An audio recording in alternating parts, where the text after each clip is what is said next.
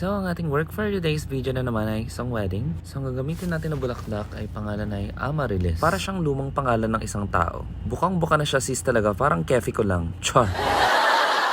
Bale, ito yung sa may entrance kung saan papasok yung mga guests. At yan ang magiging view mo pag pumasok ka dyan sa pintuan.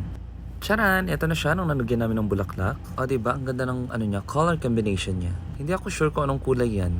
What do you think sis? Comment down below. So yan na nga, nilagyan namin siya ng mga kahoy-kahoy. At minix namin siya ng dry at saka fresh flowers. So ang drama lang ng paglagay is lalagyan ng vase. Parang i-alternate lang siya. May vase tapos wala, tapos may space. Yan lang. At dito naman tayo sa area of responsibility. Charot. Basta papuntang CR ata yan, ses. At dito na tayo sa stage kung saan nilagay natin ang mga Amaryllis. Kailan siya kabilis, itutusok lang siya sa may stick at saka papatayuin siya. Diba magaling ka naman magpatayo, ses? Oh, chance mo na yan, ses. Patayuin na yan. At yan nga yung tsura ng stage. Yan lang yung picture niya. Medyo